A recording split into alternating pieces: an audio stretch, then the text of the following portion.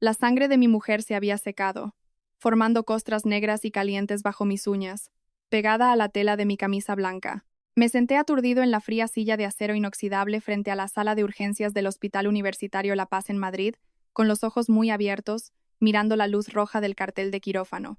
El denso olor a antiséptico flotaba en el aire, colándose directamente por mi nariz, revolviéndome el estómago, provocándome náuseas y un regusto amargo en la garganta. 12 semanas.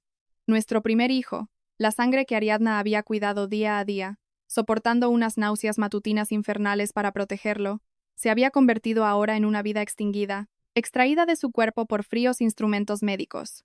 El médico había salido hacía 15 minutos. Miró mi aspecto destrozado, se quitó la mascarilla, y con un suspiro, me dijo que no habían podido salvar al feto, debido a la brutal fuerza del impacto en la zona abdominal. Mi esposa, Ariadna, sufría una hemorragia grave. Su ritmo cardíaco había caído en picado y permanecía en coma. La vida y la muerte separadas únicamente por una delgada pared de cristal. En ese preciso instante, el teléfono vibró en el bolsillo de mi pantalón, emitiendo zumbidos espasmódicos que destrozaron el espeluznante silencio del pasillo del hospital a la 1 de la madrugada. La pantalla brilló intensamente, parpadeando con un nombre. Mamá. Me quedé mirando fijamente ese nombre. Durante las últimas 12 horas, desde el momento en que levanté con manos temblorosas a mi mujer empapada en sangre para meterla en la ambulancia, había llamado a mi madre y a Borja, mi hermano menor, no menos de 70 veces. Grité en el buzón de voz, rogándoles que volvieran, avisándoles de que Ariadna se había caído por las escaleras, de que mi hijo se estaba muriendo. Pero lo único que obtuve fue un largo y desesperanzador tono de espera.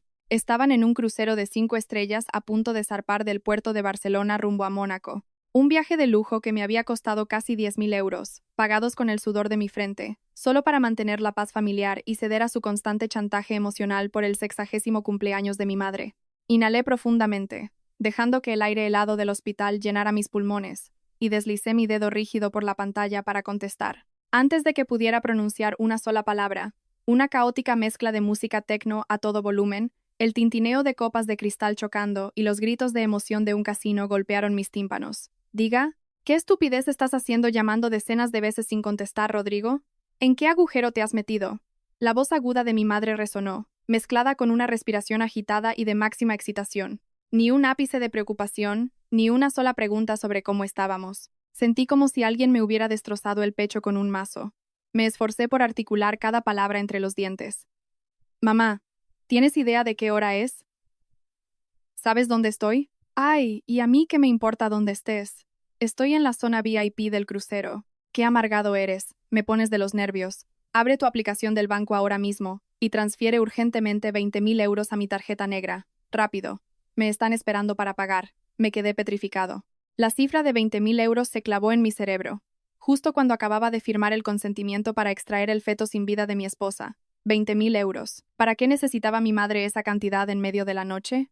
Por Dios. Aquí arriba hay una sala de subastas y un casino para los más ricos. Mis amigas están pasando la tarjeta para comprar diamantes sin parar. Le he echado el ojo a una gargantilla de esmeraldas preciosa. Da un toque muy elegante y atrae la fortuna. Fui a pagar con la tarjeta secundaria que me diste, pero la chica me dijo que había excedido el límite.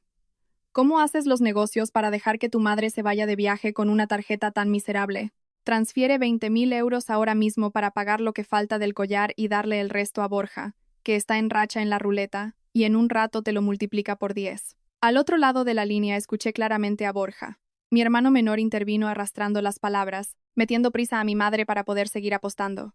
La sangre me hirvió, latiendo con fuerza en mis sienes. Mi madre me estaba exigiendo una fortuna para comprar una joya con la que presumir y para tirarla en un casino, alimentando los vicios de su hijo menor.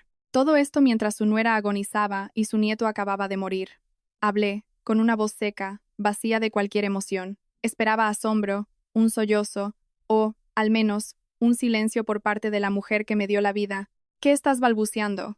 La cobertura en el mar va y viene. ¿Qué se ha perdido? He dicho que Ariadna ha sufrido un aborto. Mi mujer acaba de salir de una operación a vida o muerte, y está en la unidad de cuidados intensivos. ¿Me oyes bien? Desde esta mañana te he llamado 70 veces. He gritado suplicándote que volvieras. Ay, señor, pensé que era el fin del mundo. Por un feto insignificante de 3 meses te pones como si se cayera el cielo. Las palabras de mi madre fueron como un jarro de agua hirviendo arrojado directamente a mi cara. No bajó el tono de voz en absoluto. Incluso la escuché chasquear la lengua con fastidio. Esta mañana ya lo dije. Para un buen embarazo hay que moverse. Nada de quedarse tumbada en la cama haciéndose la víctima. Le pido que lleve una maleta un poco pesada al coche y finge caerse de bruces contra el suelo para montar un drama. Ya la ha visto el médico, así que quédate ahí cuidándola y deja de llamarme para arruinarme el viaje. ¿No sabes que da muy mala suerte enterarse de cosas de sangre y tragedias cuando uno se va al mar? Me mordí el labio con tanta fuerza que el sabor salado de la sangre inundó mi boca. Montar un drama. Arruinar el viaje. Mi mujer, embarazada de 3 meses, sufría unas náuseas tan severas que vomitaba hasta con un sorbo de agua, y aún así, esa mujer la obligó a bajar una maleta de 30 kilos desde el segundo piso. Solo porque decía que a Borja, su niño mimado, se le iban a luxar los brazos si la cargaba. Mi mujer casi muere por tu maldita maleta. Cayó rodando desde el 5.º escalón. La sangre inundó el salón. Y tú y Borja pasasteis por encima de ella como si nada. Cogisteis la maleta y os metisteis en el taxi hacia el aeropuerto. ¿Acaso ya no te queda humanidad? Oye, Rodrigo, ¿qué actitud es esa para hablarle a tu madre? Te parí, te crié para que ahora pongas a tu mujer en un pedestal y me insultes. Si se cayó es porque es torpe, porque tiene mala suerte. ¿Qué tengo que ver yo con eso? No uses las desgracias de tu casa como excusa. En resumen, ¿vas a transferirme los 20.000 euros o no? Si no tienes liquidez, pide un préstamo o saca fondos de tu empresa. Mis amigas me están esperando. ¿Pretendes que me muera de vergüenza y me esconda bajo las piedras? Miré a través del cristal de la habitación del hospital. Ariadna yacía allí, pequeña, frágil, rodeada de tubos de respiración. Había aguantado en silencio durante 3 años de matrimonio. Se había tragado las lágrimas cada vez que mi madre la menospreciaba llamándola pueblerina. Cada vez que Borja le sacaba dinero de su sueldo para irse de discotecas por Madrid, ella aguantaba por amor a mí. Y yo, por mantener la fachada de una familia unida, por ceder siempre a su enfermizo chantaje emocional, había empujado a mi mujer al límite. Me erguí, con un escalofrío recorriéndome la espalda. Todo el respeto, todo el afecto, cualquier lazo de sangre que sintiera por la mujer al otro lado del teléfono, acababa de morir junto al hijo que no llegó a nacer. Escúchame bien, mamá. Mi voz era cortante. Cada sílaba resonaba con claridad en el solitario pasillo del hospital. Ya no hay temblores, ya no hay súplicas, no hay 20.000 euros, no hay gargantilla de esmeraldas, y no habrá ni un céntimo más de mi parte para ti, ni para Borja. ¿Estás loco? ¿Qué estás diciendo? ¿Te atreves a faltarme al respeto? Si no transfieres el dinero, ¿con qué voy a pagar? Borja ya tiene deudas con el casino del barco. ¿Pretendes que le corten las manos a tu hermano? Entonces, dile que extienda las manos para que se las corten. Y tú, puedes tirarte al mar para ahorrarte la vergüenza. Maldito seas. ¿Por una niñata insignificante te atreves a cortarme el grifo? Volveré y destrozaré esa casa. Echaré a tu mujer a la calle, yo. No dejé que gritara una palabra más. Bajé lentamente el teléfono, activé el altavoz y dejé que sus viles y obscenos insultos resonaran en el aire. Abrí la aplicación del banco BBVA con el dedo índice. Primera acción. Seleccionar la tarjeta de crédito Platinum a mi nombre que ella tenía en su poder. Pulsé el botón de bloqueo. La pantalla mostró la pregunta de confirmación. Acepté. Segunda acción. Seleccionar la tarjeta secundaria de Borja. Bloqueada. Acepté. Tercera acción. La cuenta compartida de gastos familiares. Transferí todo el saldo a mi cuenta personal y bloqueé las transacciones operativas. Al otro lado de la línea, mi madre pareció notar que algo iba mal cuando el datáfono rechazó su pago. Los insultos se convirtieron en gritos de pánico. Rodrigo, pedazo de desgraciado. ¿Qué le has hecho a mi tarjeta? ¿Por qué dice que está bloqueada? Rodrigo, desbloquéala ahora mismo. Unos matones tienen retenido a Borja. Rodrigo. Miré la pantalla que mostraba la duración de la llamada. 4 minutos y 20 segundos. Los últimos 4 minutos que sería su hijo. Pulsé el botón rojo. Al finalizar la llamada, el ambiente cayó repentinamente en un silencio absoluto. Levanté la cabeza hacia el techo. Respiré hondo. Mis lágrimas habían dejado de brotar. Mantuve presionado el botón de encendido del móvil. Apareció la barra deslizante y apagué el dispositivo, cortando por completo el último vínculo con esa familia podrida. Guardé el móvil en el bolsillo y me dirigí hacia la habitación de mi mujer. La tormenta en ese crucero acababa de empezar, y no me importaba en absoluto si se hundían en el fondo del Mediterráneo. A partir de ese momento, Solo tenía un propósito: hacer justicia para mi esposa y mi hijo, a cualquier precio. La luz fluorescente del pasillo proyectaba una claridad blanca, pálida y gélida. Me senté ocultando el rostro entre las manos. Mi camisa, endurecida por la sangre, desprendía un hedor metálico que me revolvía las entrañas. El reloj digital de la pared marcaba las 3 de la madrugada. Todo a mi alrededor estaba en absoluto silencio, pero en mi cabeza rugían las imágenes de la mañana anterior. La fatídica mañana que me arrebató al hijo que no llegó a nacer y que aniquiló la última gota de fe que tenía en la palabra familia.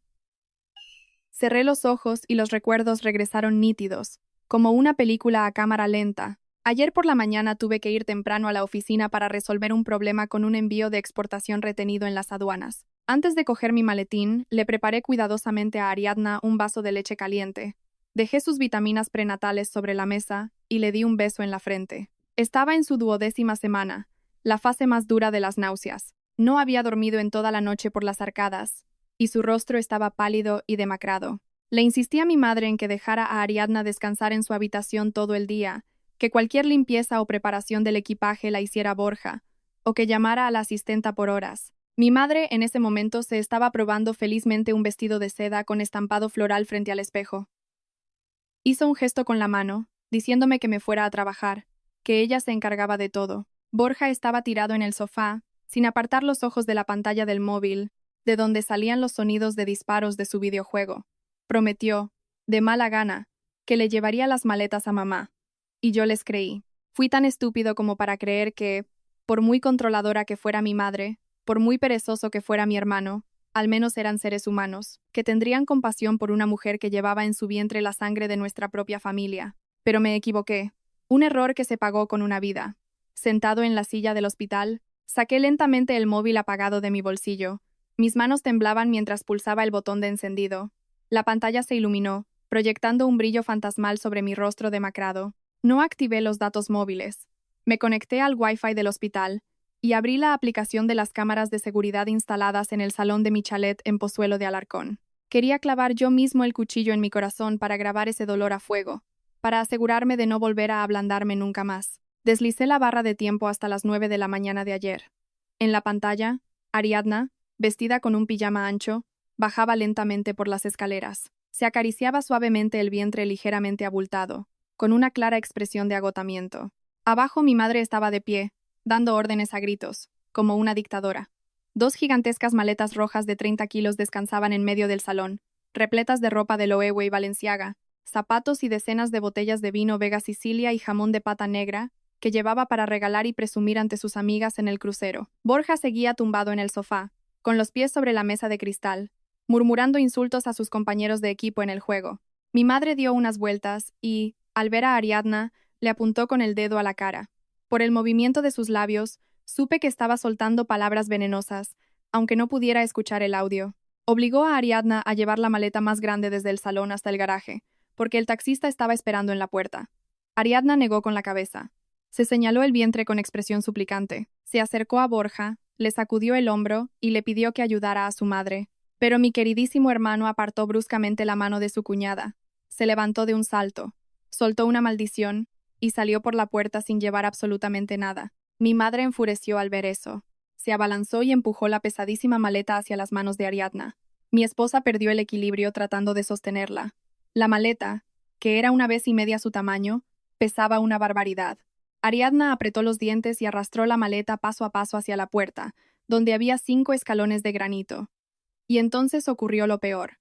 Las ruedas de la maleta se atascaron en el borde del felpudo. Ariadna tiró con fuerza para desatascarla. La inercia la arrastró hacia adelante. Contuve la respiración, con los ojos desorbitados, mirando fijamente la pantalla. Mi corazón pareció detenerse. Ariadna cayó rodando desde el primer escalón hasta el suelo del garaje. La maleta de 30 kilos se desplomó directamente sobre su abdomen y su cadera. Mi esposa quedó acurrucada en el suelo, agarrándose el vientre, con el rostro contraído por un dolor insoportable. Solo unos segundos después, un charco de sangre rojo oscuro comenzó a extenderse bajo su ropa, manchando el inmaculado suelo de granito blanco. Ariadna, agonizante, levantó un brazo hacia mi madre, que seguía de pie en el umbral. Estaba pidiendo ayuda. Mi mujer le estaba rogando a su suegra que salvara a su nieto, que se estaba muriendo en su interior. pero lo que ocurrió a continuación en la grabación es algo que jamás podré borrar de mi mente. La prueba irrefutable de la crueldad humana. Mi madre se quedó inmóvil un par de segundos. Miró el charco de sangre y luego se miró el reloj. En lugar de correr a ayudar a su nuera, en lugar de llamar a una ambulancia, chasqueó la lengua. Juro que pude ver claramente su mueca de repulsión. Caminó con cuidado rodeando el charco de sangre que se expandía. Arrastró la segunda maleta y salió directamente hacia el coche. Borja abrió la puerta del taxi, se asomó y vio a su cuñada agonizando en un charco de sangre. Se detuvo un segundo, apartó la mirada, se metió apresuradamente en el asiento trasero y cerró la puerta de un portazo. El taxi arrancó, dejando a mi mujer sola, desangrándose en el frío suelo. Se largaron para no perder el embarque de su lujoso crucero. Abandonaron a su nuera, a su cuñada, a la propia sangre de su familia, dejándola a las puertas de la muerte. El teléfono se resbaló de mis manos y cayó al suelo con un golpe seco. Hundí la cara entre las rodillas, mordiéndome el brazo hasta hacerme sangre para no soltar un grito desgarrador. El resentimiento y el odio subían como lava volcánica, quemando cada célula de mi cuerpo. El deber filial, el amor familiar, los lazos de sangre. Todo eso era ahora una broma macabra. No eran una familia, eran monstruos con piel humana. Ariadna estuvo allí tirada durante una hora entera hasta que llegó la empleada del hogar por horas y, aterrorizada, llamó a urgencias. Si la asistenta hubiera llegado media hora más tarde, probablemente habría perdido también a mi esposa. Levanté la cabeza lentamente y me limpié los rastros de lágrimas secas de las mejillas. Mis ojos debían tener un aspecto aterrador en ese momento, porque cuando una enfermera pasó por mi lado, se sobresaltó y dio un paso atrás. Me agaché a recoger el móvil.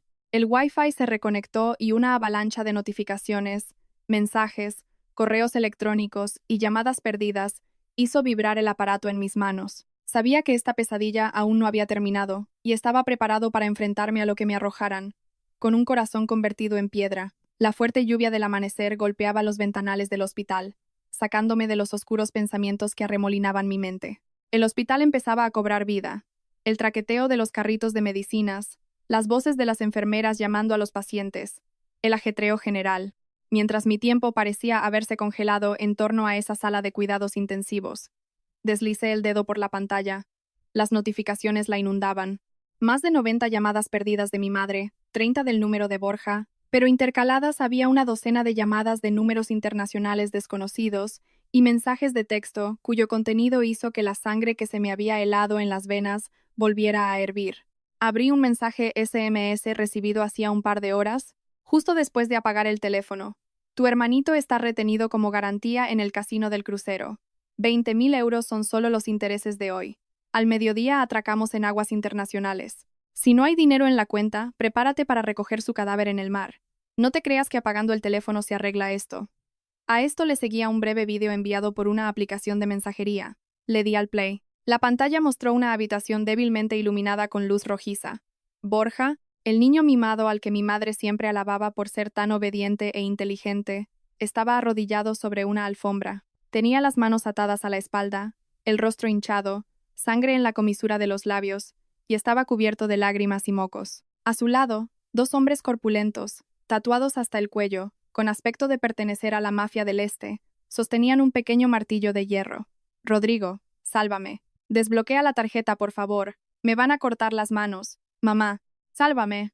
La voz de Borja sonaba chillona en el vídeo, como un cerdo a punto de ir al matadero, justo antes de que uno de los matones le diera una brutal patada en el pecho que lo hizo rodar por el suelo tosiendo violentamente. El vídeo se cortó. Apreté el móvil con tanta fuerza que mis nudillos se pusieron blancos. Así que esta era la verdadera razón detrás de esos 20.000 euros en plena noche. La gargantilla de esmeraldas, las compras de lujo, el presumir ante las amigas, todo era una mentira descarada envuelta en la coraza de arrogancia de mi madre. Sabía perfectamente que su niño mimado se había endeudado con el juego y estaba a merced de la mafia, pero aún así tuvo la sangre fría de inventarse una farsa de compras para sacarme el dinero. A su hijo mayor, que estaba velando a su mujer al borde de la muerte.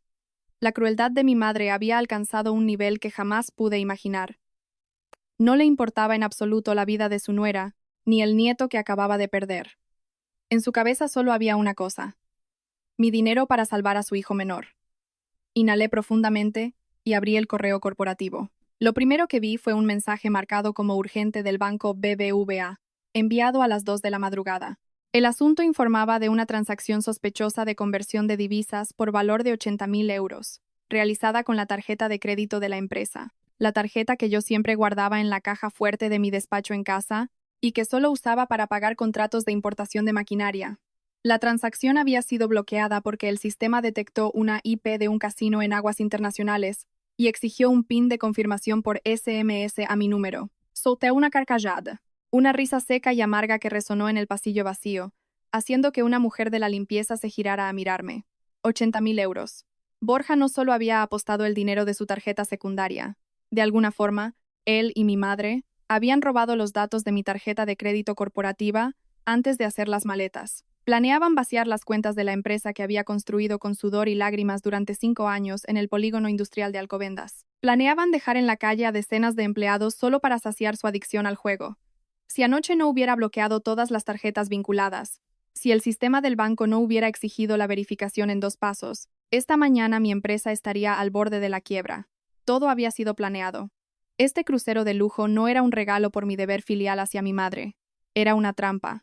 Una oportunidad para que Borja escapara de mi control, entrara en un casino internacional legal en el mar y utilizara a mi madre como escudo para chuparme la sangre. Pulsé el botón de borrar en el mensaje de los mafiosos y borré también el vídeo de Borja llorando. Durante 10 años, había vivido como una máquina de hacer dinero para esta familia. Desde pagar las deudas del difunto de mi padre, hasta pagar las reformas de la casa, comprar coches y sobornar a quien hiciera falta cada vez que Borja se metía en líos. Pensaba que si era paciente, si perdonaba, habría paz familiar. Obligué a Ariadna a aguantar todo eso conmigo. Le decía, déjalo estar, mi madre ya es mayor, mi hermano aún es inmaduro, nosotros somos los mayores, hay que ceder un poco por la paz en casa. Esa condescendencia había creado unos monstruos chupasangres que no conocían límites. Miré hacia la puerta de cuidados intensivos. La luz verde del cartel indicaba que el paciente había superado la fase crítica. El médico salió y me hizo una seña para que me acercara. Me dio una palmada en el hombro y me dijo, Ariadna ha despertado. Sus constantes vitales están estables, pero está en estado de shock. Tienes que entrar inmediatamente a tranquilizarla. Empujé la puerta de cristal y entré. El aire helado del interior congeló cualquier atisbo de emoción que me quedara. A partir de este momento, si Borja vivía o moría, si le cortaban las manos o lo tiraban al mar, ya no me importaba. Ellos habían elegido destruir esta familia primero, y ahora era mi turno de poner el último clavo en el ataúd de lo que llamaban lazos de sangre. La puerta de la UCI se cerró a mis espaldas, aislándome del ruido del mundo exterior. En la habitación solo se oía el pitido regular del monitor cardíaco. Ariadna yacía hundida entre las impecables sábanas blancas.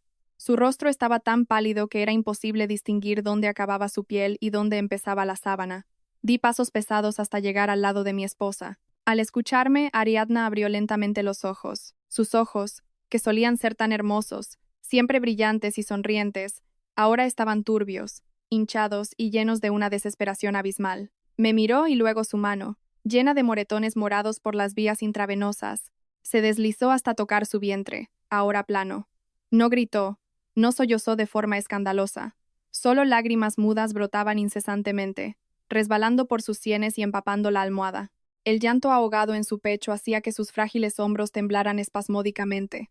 Caí de rodillas junto a la cama y apoyé la frente en el dorso de su mano helada. Mis propias lágrimas volvieron a brotar, ardientes. Murmuraba sin cesar la palabra perdón, aunque sabía que 1.000 millones de disculpas no podrían devolverle la vida a nuestro hijo. Después de un largo rato, Ariadna habló con gran dificultad. Su voz era un susurro roto y entrecortado debido a los daños en su garganta por el tubo endotraqueal. Me susurró al oído, palabra por palabra, como cuchilladas que atravesaban mis tímpanos y se clavaban en mi cerebro. Me dijo que la caída de ayer no había sido un accidente como yo creía. Mientras Borja salía por la puerta, mi madre le empujó la maleta a las manos. Pero eso no fue todo. Mi madre se acercó al oído de Ariadna y, en tono amenazante, le exigió que le entregara el certificado digital en token USB de la empresa. Mi directora financiera, la persona que mi madre había impuesto en la empresa el año pasado, le había avisado de que un cliente acababa de ingresar una gran suma de dinero en la cuenta corporativa. Mi madre necesitaba ese token para autorizar transferencias de forma anónima. Ariadna era la única, aparte de mí, que conocía la clave de la caja fuerte. Ella se negó en rotundo. Le dijo a mi madre que ese dinero era fruto de mi sudor y mis lágrimas, que era para pagar las nóminas de los empleados, y que no iba a ser cómplice de que ella y Borja arruinaran la empresa. Ese rechazo absoluto fue lo que hizo enfurecer a mi madre. Cuando Ariadna intentaba equilibrar la maleta en el borde del escalón, mi madre se abalanzó sobre ella. No fue a ayudarla con la maleta. Usó ambas manos para empujar a Ariadna con fuerza por los hombros. Un empujón sin piedad. Ariadna me contó, entre lágrimas, que la mirada de mi madre en ese momento era escalofriante. Se quedó en el escalón viéndola rodar hacia abajo, viendo cómo se formaba el charco de sangre, y dijo fríamente: «Pueblerina testaruda. Si no me lo das por las buenas, ya encontraré la forma de cogerlo». Y luego se fue. Al escuchar eso, todo mi cuerpo se paralizó, como si me hubieran extraído el aire de los pulmones. Aquello ya no era egoísmo. No era la crueldad típica entre suegra y nuera. Era un crimen. Era la monstruosidad máxima de alguien que, por pura avaricia, estaba dispuesta a asesinar a su propia sangre. La grabación que vi por la mañana era desde un ángulo lejano. Solo vi a Ariadna resbalar y a mi madre acercarse. Creí que había intentado sostenerla, pero no llegó a tiempo. Resultó ser un empujón mortal. En ese momento, el móvil vibró violentamente en mi bolsillo. Lo había encendido para recibir los mensajes del banco, y esa llamada logró entrar. La pantalla mostraba el nombre: «Mamá». Miré a Ariadna. Ella cerró los ojos con fuerza y se encogió cuando la luz de la pantalla iluminó ese nombre. Solté suavemente la mano de mi esposa y la arropé. Salí al pasillo y cerré firmemente la puerta de la habitación. Deslicé el dedo por la pantalla y me acerqué el teléfono al oído. Ya no había música electrónica a todo volumen, ya no había risas. Solo el grito aterrado de un llanto, el sonido de cosas rompiéndose y maldiciones escandalosas al otro lado de la línea. «Rodrigo, ayúdanos, hijo mío». «Rodrigo, ¿has desbloqueado la tarjeta? Están a punto de matar a Borja a golpes, está todo lleno de sangre, hijo». La voz de mi madre estaba ronca, aullaba de forma lastimera. Por primera vez en mi vida escuchaba pánico absoluto en su tono. «Lo han puesto boca abajo colgando de la barandilla del barco. Han dicho que si cuentan hasta 3 y no ven el dinero en la cuenta, tirarán a tu hermano al mar para que se lo coman los tiburones». «¿Cómo puedes ser tan cruel, Rodrigo? Me cortas el dinero, bloqueas la tarjeta de tu hermano, ¿pretendes que nos maten a todos? Deprisa, saca el token de la empresa y hazles una transferencia ahora mismo. Son solo 80.000 euros, hijo. Con la empresa los recuperas en un abrir y cerrar de ojos». Me apoyé contra la fría pared, agarrando el teléfono con fuerza. Me imaginé la escena de Borja colgando de la barandilla del barco sobre el oscuro océano. Antes, si mi hermano se hacía un mísero rasguño, mi madre armaba un escándalo y yo salía corriendo despavorido para solucionarlo. Pero ahora, mi corazón estaba sumido en un silencio total, un silencio aterrador. «Sobreestimas mi devoción filial, madre», hablé, bajando el tono al máximo, y cada palabra sonó tan afilada como un cristal roto. «¿Qué estás diciendo? ¿Te has vuelto loco?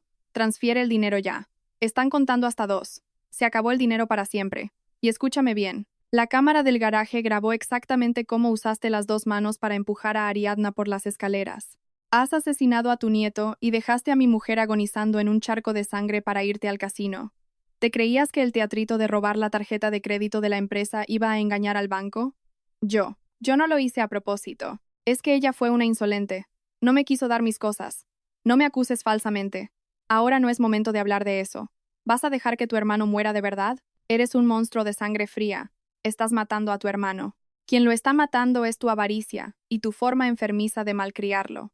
Tomé aire profundamente y concentré todo el desprecio y el odio en mi última frase. «Deja que lo tiren al mar, y asegúrate de mirar bien cómo suben las burbujas a la superficie. Considéralo mi despedida. En cuanto pises tierra firme, prepárate para ir a juicio por lesiones graves con resultado de muerte. Usaré cada euro que tenga y cada contacto que conozca para meterte en la cárcel. Disfruta de tus últimas vacaciones». Pulsé el botón de colgar. Los gritos de mi madre se cortaron en seco. Me miré las manos que se habían dejado la piel trabajando para alimentar a esos parásitos que se hacían llamar familia. A partir de hoy, estas mismas manos serían las que cavarían su tumba. Marqué el número de Fermín, el jefe de recursos humanos de la empresa, y le ordené que presentara todo el departamento de contabilidad y que llamara inmediatamente a la UDEF para que interviniera. Esta guerra acababa de empezar. La tenue luz de la lámpara de la mesilla iluminaba el demacrado rostro de Ariadna. Se había quedado dormida tras los sedantes que le administró el médico, pero de vez en cuando fruncía el ceño, y sus manos se aferraban inconscientemente al borde de la sábana, como si intentara aferrarse a la vida que la había abandonado para siempre. Me senté inmóvil a su lado. La oscuridad de la sala de recuperación parecía querer devorarme. Las desgarradoras confesiones de mi mujer sobre el cruel empujón de su suegra aún resonaban en mis oídos, despedazándome el alma. Mientras me hundía en la desesperación y el odio, el móvil que había dejado sobre la mesa de cristal se iluminó. Esta vez no era mi madre, ni Borja, ni los números extranjeros de los cobradores de deudas. La pantalla mostraba el nombre de Fermín. Eran casi las 8 de la mañana. Respondí, tratando de reprimir el cansancio en mi voz. Pero al otro lado de la línea, el tono de Fermín era de pánico absoluto. Su respiración agitada se mezclaba con el sonido de cristales rotos y gritos de fondo. «Jefe, tiene que venir a la oficina ahora mismo. Hay un grupo de matones de la mafia del este destrozando la recepción. Han bloqueado las puertas de cristal desde fuera. No dejan entrar ni salir a ningún empleado. Traen un fajo de contratos de préstamo. Preguntan por usted y exigen que pague la deuda». Salté como un resorte, sintiendo una descarga eléctrica recorrer mi columna vertebral. Cobro de deudas. Contratos de préstamo. Yo jamás había pedido un solo céntimo prestado fuera del circuito legal. Todas las operaciones de la empresa se hacían a través de los bancos con una línea de crédito transparente. ¿Qué contratos? Fermín, tranquilízate y explícamelo.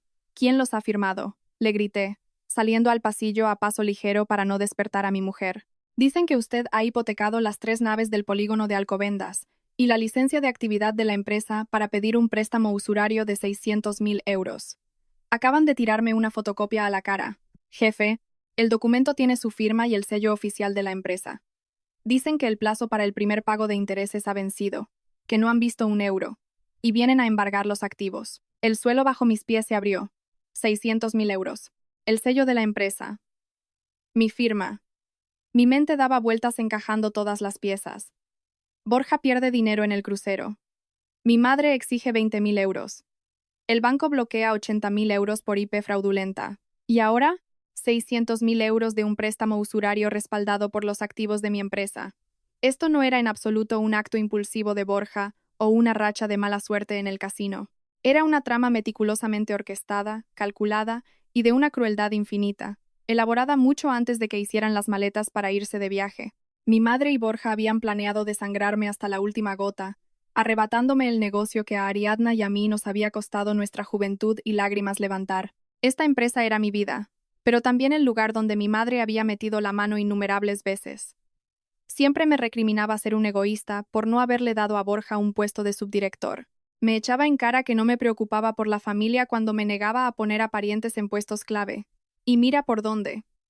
A mis espaldas, utilizaron el nombre del director para llevar a mi empresa a la muerte. Apreté los dientes. El sabor a sangre y traición me subió a la garganta. Le ordené a Fermín que nadie hiciera ninguna locura, que metiera a todas las empleadas en la sala de reuniones y echaran el pestillo. Los matones solo querían dinero. Traían documentos falsos para aterrorizar al personal y forzarme a dar la cara y pagar la deuda en nombre de mi hermano. Fermín, llama ahora mismo a la Policía Nacional. Diles que hay un grupo de individuos allanando una propiedad privada, alterando el orden público y con claros indicios de extorsión. No negocies absolutamente nada con ellos. Yo me encargo de hablar con la policía. Colgué. Apoyé la cabeza contra el cristal del hospital, mirando el tráfico que empezaba a llenar las calles de Madrid. La mañana era brillante y soleada, pero mi mundo se estaba derrumbando. Mi madre quería usar a la mafia, usar la presión para obligarme a ceder, a vender mi propia sangre para salvar a su preciado hijo. Pero había juzgado muy mal a este hijo. Cuando cruzas la última línea roja, cuando tratas la vida de mi mujer y de mi hijo como si fueran un juego, esta mal llamada familia seré yo mismo quien la destruya. Para que un contrato de préstamo usurario de 600.000 euros tenga validez coercitiva, necesitaba una firma idéntica a la mía y, lo más importante, el sello oficial en tinta roja. Siempre llevaba la llave de la caja fuerte conmigo. La combinación solo la sabíamos Ariadna y yo.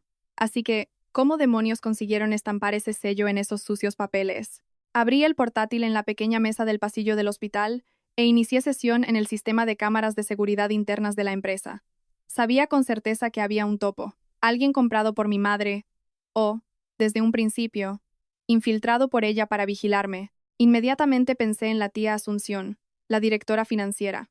Asunción era una prima lejana de mi madre. Hacía 2 años, cuando la empresa empezó a dar grandes beneficios, mi madre amenazó con quitarse la vida si no despedía a mi antiguo contable y ponía a Asunción en su lugar. Argumentaba que el dinero debía ser gestionado por alguien de la familia para evitar desfalcos. Si confías en un extraño, un día se fugará con la caja, decía. Para mantener la paz, cedí. A pesar de que Asunción era lenta e incompetente, tuve que hacer la vista gorda y asignar a subordinados para que hicieran el trabajo real, mientras ella cobraba un sueldo abultado por calentar la silla. Seleccioné el periodo de 3 días antes de que mi madre y Borja se fueran de viaje. Cámara del pasillo, cámara de contabilidad, cámara del aparcamiento. Avancé rápido, repasando una y otra vez, sin atreverme a parpadear. Y entonces, a las 7 de la tarde del viernes, cuando todo el mundo ya había salido de trabajar, la cámara de contabilidad registró una escena que me puso la piel de gallina. Asunción no se había ido a casa. Estaba sentada frente al ordenador, mirando constantemente hacia la puerta. Poco después, la puerta se entreabrió y entró Borja. Llevaba una sudadera con la capucha puesta y arrojó un grueso fajo de documentos sobre la mesa de Asunción. Ella sacó una llave de su bolso. La reconocí de inmediato. Era la llave de repuesto del cajón de seguridad secundario, donde suelo dejar el sello en los días en que hay demasiada documentación urgente y tengo que ausentarme, delegándolo a la directora financiera por ese día. Le había ordenado estrictamente que, al final de la jornada, lo devolviera a la caja fuerte principal. Pero Asunción había hecho una copia en secreto. Abrió el cajón y sacó el sello rojo. Borja pasaba las páginas del contrato, señalando dónde debía sellar. Ella, meticulosamente, entintó el sello y lo estampó uno a uno sobre las páginas del préstamo de 600.000 euros de la mafia. Al terminar, Asunción metió rápidamente en su bolso un grueso fajo de billetes de 500 euros que Borja le entregó, con una sonrisa de oreja a oreja. Incluso chocaron los 5 para celebrar, en mi propia empresa. El plan había sido trazado a la perfección. Borja pide un préstamo extraoficial de 600.000 euros, avalándolo con mi empresa. Le da una parte a Asunción, utiliza otra para comprar los pasajes del crucero de lujo, y se lleva el resto a las mesas de juego internacionales soñando con hacerse millonario en una noche. Mi madre no solo lo sabía, sino que fue cómplice al exigirle el token a Ariadna para poder justificar los movimientos bancarios online después de que se dieran a la fuga. Su estupidez y codicia sin fondo habían cavado su propia fosa común.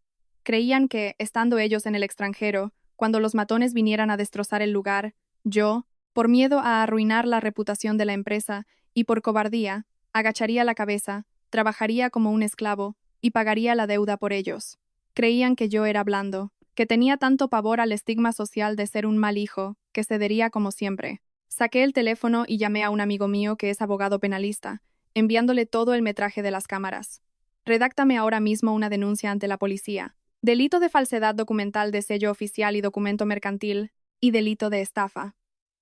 Incluye los nombres de Asunción y Borja. Y el contrato usurario de los matones, mándaselo directamente a la Brigada de Policía Judicial.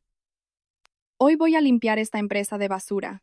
Me froté la cara, sintiendo una extraña fuerza fluyendo por mis venas. Se acabó la época en la que me arrodillaba a pedir perdón a mi madre solo por no cumplir con sus absurdas exigencias. Se acabó el partirme la espalda pagando las deudas interminables de mi hermanito.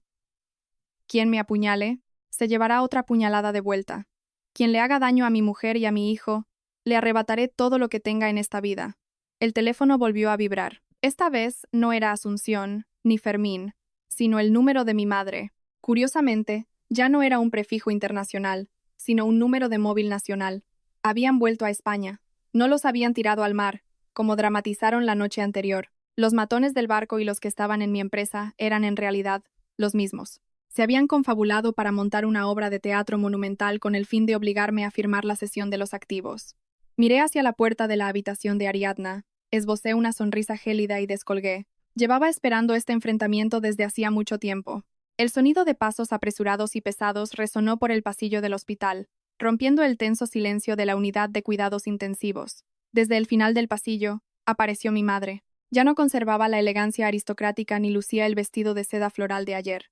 Tenía el pelo alborotado, el rostro pálido y llevaba en la mano un bolso de marca con un enorme raspón. Justo detrás de ella iba Borja. No estaba hecho polvo, ni cubierto de sangre, ni había sido brutalmente golpeado como en el vídeo que me enviaron anoche. Solo parecía un poco ojeroso por la falta de sueño, mirando a su alrededor con ojos asustadizos. Detrás de ellos, 2 hombres fornidos vestidos de negro le seguían como una sombra. Habían negociado con sus acreedores desviando el barco para volver a tierra firme y venir a exigirme el pago en persona. Nada más verme plantado con los brazos cruzados frente a la habitación, mi madre empezó a gritar. Con la cara cubierta de lágrimas y mocos, se abalanzó sobre mí con la intención de agarrarme por las solapas. Di un paso atrás fríamente, dejando que sus manos agarraran el aire. Desagradecido, desalmado. Ves a tu madre y a tu hermano regresar sanos y salvos. ¿Y te quedas ahí pasmado como una estatua? ¿Sabes que anoche casi me tiran al mar? Eres el hijo del demonio. Te parí, te crié, y permites que unos mafiosos le pongan una pistola en la cabeza a tu hermano mientras tú le bloqueas la tarjeta. No eres humano, gritó mi madre hasta quedarse afónica. Algunas enfermeras de turno salieron asustadas, dispuestas a llamarle la atención, pero al ver a los dos matones tatuados que iban detrás, retrocedieron tímidamente. La miré a ella, luego miré a Borja, que se encogía de miedo detrás, y esbocé una sonrisa sardónica. Vaya, así que no os tiraron al mar. Qué lástima. Ya había comprado claveles blancos para arrojarlos al agua en vuestra memoria. ¿Una pistola en la cabeza? Ese guión ya está muy visto, madre. ¿Por qué no dices claramente que tú y él trajisteis a los acreedores hasta aquí para cobrarse mi propia vida? ¿Qué estás diciendo? ¿De qué hablas? ¿Eres el hermano mayor? ¿Eres el director? ¿Para qué tienes el dinero pudriéndose en el banco si no es para salvar a tu hermano? Tienen rodeada tu empresa ahora mismo. Firma este papel para transferir las naves industriales. Así dejarán en paz a Borja. 600.000 euros para ti es calderilla. Vendes una nave y sobra. ¿Acaso valoras más tu dinero que la vida de tu hermano? Mientras hablaba, mi madre sacó de su bolso un fajo de papeles arrugados. Era un poder notarial para la cesión de bienes. Me golpeó el pecho con los papeles, con los ojos inyectados en sangre, obligándome a cogerlos. Tienes razón. 600.000 euros no es una cantidad demasiado grande para comprar una vida humana, pero la vida de Borja no vale ni un céntimo para mí. Desgraciado. ¿Qué estás diciendo? Es tu hermano de sangre. Salimos del mismo vientre. Por culpa de tu mujercita y de un feto que ni siquiera estaba formado. ¿Guardas rencor a tu madre y a tu hermano? Yo te parí, así que tengo el derecho de obligarte a pagar sus deudas. Firma ahora mismo. Si no lo haces, me mato aquí mismo para que lo veas. Voy a gritar para que todo el hospital sepa que eres un hijo antinatural que oprime a su familia. A ver si tienes cara para seguir siendo director. No te atrevas a abrir la boca para hablar de mi hijo que no llegó a nacer mascullé. Silabeando cada palabra entre dientes. La furia estalló en mi interior. Ya no necesitaba contenerme ni un segundo más. Di un paso adelante, acercando mi rostro al de mi madre. Por primera vez en su vida, sintió terror ante la mirada de este hijo sumiso. Inconscientemente dio un paso atrás. Mi hijo, tu nieto, era una vida, y esa vida fue destruida por tus propias manos cuando la empujaste por las escaleras del garaje ayer.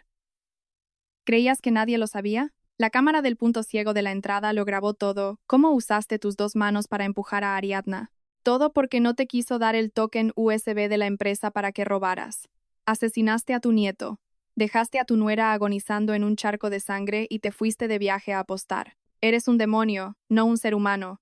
Tú, estás inventando cosas. Se cayó sola. Fue a hacer un drama y tropezó. Yo no la empujé.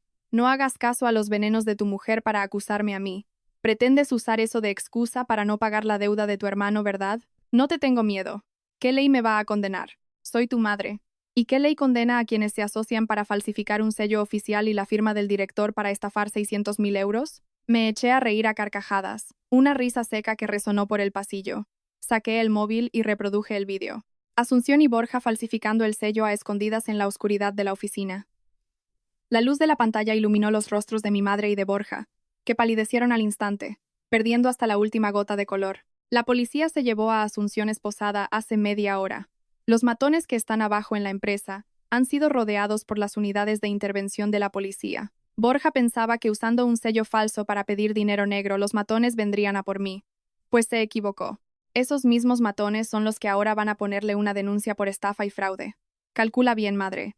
600.000 euros de estafa más el delito de complicidad. ¿Cuántos años pasará tu niño mimado a la sombra? ¿15 años? ¿20? No. Es imposible. Me estás engañando. Borja. Mi hijo. No haría eso. Asunción es familia. ¿Cómo te atreves a denunciar a tu propia familia? Rodrigo, retira esa denuncia ahora mismo.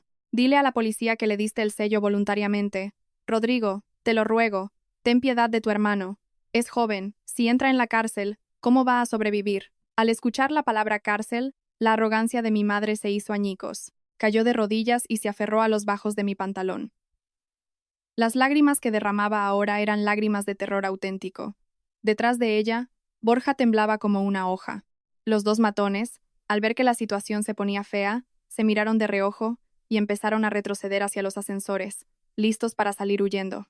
«Levántate, no ensucies el suelo del hospital». Aparté la pierna de un tirón y di un paso atrás, observando a mis dos parientes arrodillados en el suelo, patéticos, sin sentir la más mínima lástima. Mi corazón era un bloque de hielo perpetuo. ¿Cómo va a sobrevivir en la cárcel? ¿Y cómo sobrevivió mi mujer perdiendo a su hijo, retorciéndose de dolor en el quirófano al borde de la muerte? Hoy no estoy aquí para negociar, sino para informaros. Mañana se entregará a la fiscalía la denuncia por lesiones agravadas contra ti. Preparaos los dos para ir de la manito a la cárcel. Todo lazo entre nosotros queda cortado para siempre. Los dos fornidos matones que venían con mi madre y mi hermano, al escuchar la palabra policía, sintieron cómo el instinto de supervivencia de los criminales a sueldo les ordenaba huir de inmediato. Se miraron, dando pasos atrás hacia los ascensores, dispuestos a abandonar a Rosario y a Borja a su suerte, pero no iba a dejar que se escaparan tan fácilmente. Di un paso al frente, bloqueándoles el paso, y hablé con una voz fría y afilada como un cuchillo, que se clavó en la cobardía de aquellos tipos. ¿Creéis que cruzando las puertas de este hospital os libraréis? La Policía Nacional tiene rodeada la sede de mi empresa. Toda vuestra banda ha sido arrestada. Si os dais la vuelta ahora y huís, ese inútil que tiembla en el suelo le echará toda la culpa de la falsificación del sello y de la estafa a vosotros. Dirá que le extorsionasteis, que le obligasteis a hacerlo. Entonces, a los cargos por usura y extorsión, se sumará el fraude. ¿Cuántas vidas creéis que tenéis para pagar todo eso? Mis palabras hicieron que se detuvieran en seco. Miraron a Borja con ojos inyectados en sangre, rebosantes de intención asesina. Sabían de sobra que en el mundo del AMPA, cuando se arrincona a los débiles que no saben ni atarse los zapatos, como Borja, son los primeros en traicionar a sus socios para salvar su propio pellejo. Uno de ellos, con un ciempiés tatuado en el cuello, apretó los dientes y fulminó a Borja con la mirada, amenazándole con que si abría la boca, su familia no volvería a dormir en paz. Pero a mí sus rencillas internas me daban exactamente igual. Mi único objetivo era recopilar absolutamente todas las pruebas antes de que el martillo de la justicia cayera de forma implacable. Inspiré profundamente, reprimiendo las llamas del odio que me quemaban el pecho. Tenía que jugar sus propias cartas. Tenía que representar un último acto con esta gente que llevaba mi sangre para cavarles una tumba tan profunda de la que nunca pudieran salir. Fingí un suspiro, me froté la cara con la mano, adoptando la pose cansada y desesperada del hermano mayor, atrapado en una encrucijada.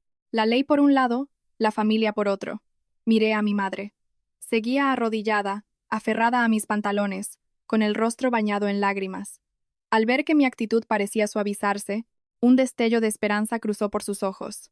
Ella creía conocer mi debilidad fatal, la compasión, el trauma de ser tachado de mal hijo, algo que me había inculcado a fuego desde que yo era un crío. Bajé la voz y le dije a mi madre que si ella y Borja querían que retirara la denuncia, que encubriera este desastre colosal, tendrían que aceptar mis condiciones. Exigí que los dos matones entregaran aquí y ahora el contrato original de la hipoteca de 600.000 euros con el sello falso. Al mismo tiempo, Borja tenía que redactar a mano y firmar una confesión completa sobre cómo él y Asunción orquestaron el robo del sello, a quién pidieron el dinero y cómo lo hicieron. Como garantía, les mentí diciendo que necesitaba esos documentos para destruirlos y usar la confesión manuscrita para chantajear a Asunción y obligarla a callar y comerse toda la culpa ella sola. Mi madre, al escuchar esto, fue como una náufraga que se agarra a un tablón de madera. Se volvió apresuradamente hacia Borja y le gritó que sacara un bolígrafo y se pusiera a escribir inmediatamente. Incluso empezó a maldecir a Asunción a gritos, llamándola desagradecida y avariciosa, acusándola de corromper a su hijo, para echar toda la basura sobre la mujer que en ese momento estaba esposada en comisaría. La falta de escrúpulos y el cinismo de mi madre me revolvieron el estómago hasta darme náuseas. Pero me mantuve impasible, observando fríamente cómo los dos matones dudaban. Al final, presionados por mí y ante la perspectiva de ser arrestados allí mismo por la policía, apretaron los dientes, sacaron el contrato original de su maletín y lo tiraron de mala manera sobre la mesita del pasillo. Borja, con las manos temblando de forma incontrolable, le pidió prestado un bolígrafo a la enfermera de turno y comenzó a redactar la confesión, con letra garabateada. Detalló cada aspecto, desde la promesa de pagarle 50.000 euros a Asunción, hasta cómo sacaron la llave del cajón y a qué hora exacta estamparon el sello. Cada palabra que escribía era un eslabón más en la cadena que yo estaba construyendo, para atarle la soga al cuello de cara al juicio. Cogí la confesión. Verifiqué meticulosamente la firma y la huella de Borja. Luego, tomé los documentos hipotecarios originales y lo metí todo en mi maletín. Cuando hube terminado, miré a mi madre. Estaba levantándose del suelo a duras penas, sacudiéndose el polvo de las rodillas. Su rostro empezaba a recuperar ese rastro de altanería y prepotencia habitual. Estaba convencida de que había vuelto a manipularme, de que el manto protector de la familia volvería a cubrir los crímenes atroces que habían cometido. Se acercó a mí, me dio un par de palmaditas en el hombro y empezó con su tono de consejera barata. Has hecho lo correcto. El dinero va y viene. Si se pierden 600.000, ya se recuperarán, pero la sangre es la sangre. Entra y dile a Ariadna que cierre la boca. Que no vaya contando por ahí lo del aborto que da mala fama. Si no puede parir, pues que adopte. La miré directamente a los ojos. Las venas de mi mano, que apretaba el asa del maletín, resaltaban de color azul. Esbocé una sonrisa tan siniestra que probablemente mi madre jamás había visto en el rostro de su devoto hijo. Saqué el teléfono del bolsillo y marqué un número que ya tenía guardado.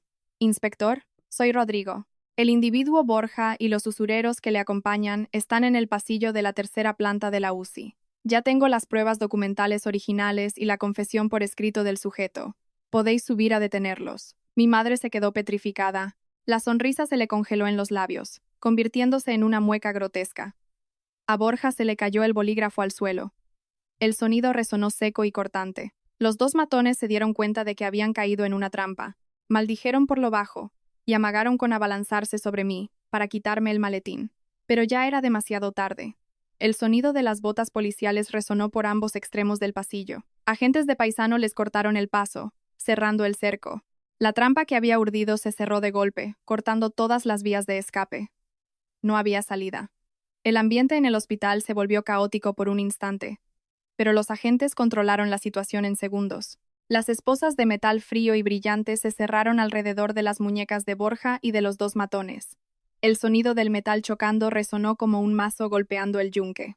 Mi queridísimo hermano, el que la noche anterior soñaba con hacerse rico en el casino del crucero, el que pisoteó la vida de su propio sobrino para saciar su sed de juego, ahora estaba hablando como un gusano aplastado. Lloraba desconsoladamente, arrodillándose, suplicándome a gritos: «Hermano, Rodrigo, por favor», de la forma más patética. Pero mi corazón ya estaba blindado por una coraza de acero. Me quedé de brazos cruzados, recorriéndolo con una mirada gélida, sin sentir la más mínima compasión. La policía le pidió a mi madre que les acompañara a comisaría para prestar declaración. Ella montó un escándalo espectacular, tirándose al suelo, negándose a andar, gritando que la policía se equivocaba de persona, que yo era un monstruo retorcido y manipulador que había tendido una trampa a su propia familia. Pero ante la ley, sus rabietas y teatros solo resultaban grotescos. Un par de agentes la agarraron firmemente por los brazos, la levantaron y le indicaron el camino hacia el coche. Antes de que se la llevaran, mi madre giró la cabeza. Sus ojos destilaban veneno, mirándome como si quisiera despedazarme vivo, siseando palabras cargadas de bilis. Me has arrinconado. Toda la familia te repudiará. El karma te lo devolverá. Mal hijo. Le respondí con silencio. ¿El karma? El mayor karma de mi vida había sido nacer en esta familia, y estaba acabando con ese karma por mis propios medios. Aquella misma tarde, tras asegurarme de que Ariadna estaba estable bajo los cuidados médicos y que había una enfermera de guardia con ella las 24 horas, cogí mi maletín y me dirigí directamente a la comisaría central. La sala de interrogatorios olía intensamente a tabaco frío. Me senté frente a un experimentado inspector de policía y saqué del maletín todo lo que había preparado. El pendrive con el metraje de las cámaras donde se veía a Asunción y a Borja falsificando el sello, la confesión manuscrita de Borja, los contratos originales del préstamo usurario, los extractos bancarios sobre los intentos de transferencias no autorizadas en mitad de la noche, y finalmente el pendrive con el vídeo de la cámara del garaje, la prueba irrefutable de cómo mi madre empujó a mi mujer. El inspector hojeó meticulosamente cada documento. Su rostro se fue tornando cada vez más sombrío. Me miró con una mezcla de lástima y profundo respeto.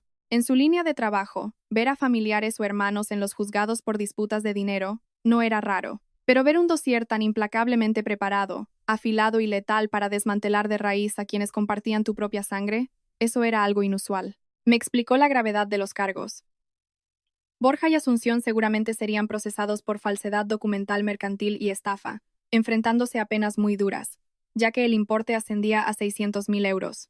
La banda de matones se enfrentaría a cargos por préstamos usurarios y extorsión. En cuanto a mi madre, el inspector dudó un momento.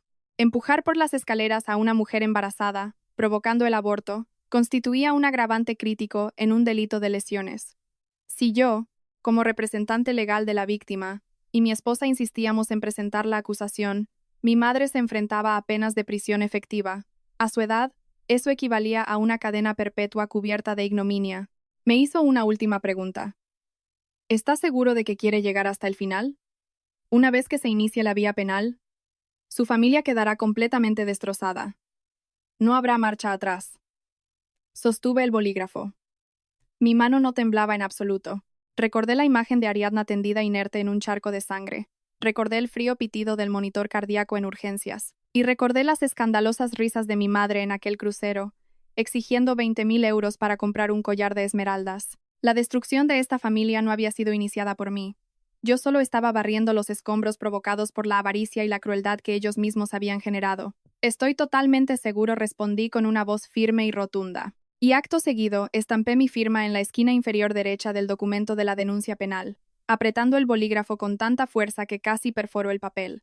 Hacer lo correcto por encima de los lazos de sangre. Suena muy heroico, pero cuando eres tú el que tiene que hacerlo, duele como si te estuvieran arrancando las costillas con unas tenazas. Pero tenía que hacerlo para proteger a la mujer que había soportado tantas humillaciones por mi culpa y para que el alma de mi hijo descansara en paz. Esa noche volví al hospital. Ariadna estaba más despierta. Estaba recostada en las almohadas, mirando absorta por la ventana. Al verme entrar, esbozó una sonrisa débil y pálida. Me acerqué, la abracé y sentí cómo sus frágiles hombros temblaban levemente. Le conté absolutamente todo. Lo de Borja, lo de Asunción, lo de la mafia y el papel de la denuncia que había firmado esa misma tarde. No le oculté nada. Ariadna lo escuchó todo en silencio. Luego, rodeó mi cintura con sus brazos, me abrazó con muchísima fuerza, y sus lágrimas empaparon mi camisa. A partir de hoy, ya no tienes familia, susurré, con la voz entrecortada.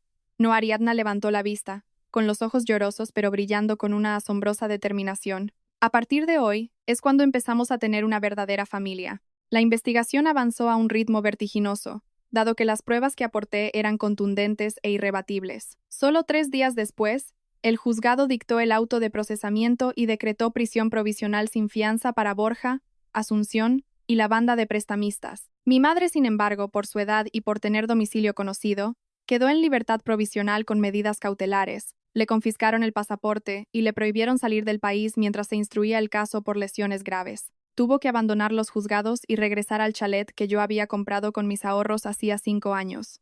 Pero la casa estaba vacía. Había contratado a una empresa para que embalara todas las pertenencias de Ariadna y mías.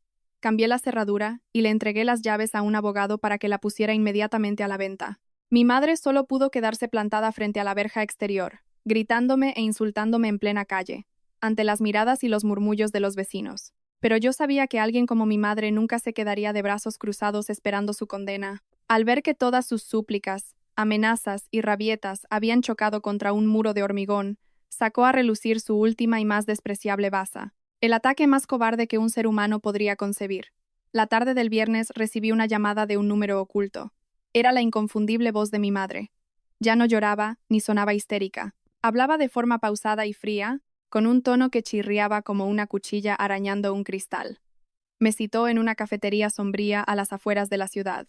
Me dijo que si no iba, publicaría de inmediato un escandaloso secreto sobre Ariadna en redes sociales, se lo enviaría a todos mis socios de negocios y empapelaría con folletos el hospital donde estaba ingresada. El corazón me dio un vuelco. Durante nuestros 3 años de matrimonio, Ariadna siempre había sido discreta, paciente y callada. ¿Qué secreto podía tener para que esa mujer la chantajeara? Aunque sabía que podía ser un simple farol, la seguridad de mi mujer era lo primero. Conduje hasta el lugar de encuentro, un bar de barrio oscuro y húmedo. Mi madre estaba sentada en una mesa arrinconada. Su rostro estaba demacrado, con ojeras oscuras que le daban aspecto de cadáver. Al verme tomar asiento, torció los labios en una media sonrisa y empujó una ajada carpeta de historial médico hacia mí. ¿Te creías que ibas a ganar metiendo a tu madre en la cárcel, niñato? Dijo con voz ronca y amenazante. Ábrelo. Mira lo que la mojigata de tu mujercita te ha estado ocultando. Cogí la carpeta. Era el historial psiquiátrico de Ariadna de hacía casi 10 años, Había sufrido una depresión severa que derivó en un trastorno de conducta durante su adolescencia, debido a la presión académica y a la repentina pérdida de su padre. Antes de casarnos, Ariadna me lo había contado todo con absoluta sinceridad. Se había curado por completo. Para mí, no era más que una herida del pasado que necesitaba cicatrizar.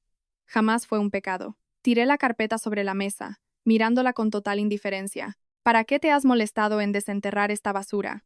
Ya sabía esto desde hace mucho tiempo. Mi madre se quedó paralizada por un segundo, pero sus ojos volvieron a destilar veneno. Tú lo sabrás, pero el resto de la sociedad no. ¿Sabrán tus clientes que su preciado director está casado con una loca? Voy a subir este historial a internet. Le diré a la policía y a todo el mundo que aquel día se cayó porque le dio uno de sus brotes, que se tiró sola por las escaleras para suicidarse y echarle la culpa a su suegra. Dime, Rodrigo, ¿qué validez tiene ante un juez el testimonio de una enferma mental? Me quedé de piedra, la sangre se me heló en las venas. La vileza de mi madre había cruzado todos los límites de la decencia humana. Pretendía usar un trauma del pasado de su nuera para encubrir su propio intento de homicidio. Quería destruir la reputación de Ariadna, distorsionar la verdad ante el juez y convertir a mi esposa de víctima a una desequilibrada mental que se había autolesionado. Si retiras la denuncia contra mí y la de tu hermano, romperé este expediente. Pero si sigues intentando destruir a tu madre, arrastraré a tu mujercita al mismo fango que a mí. Elige. Rodrigo.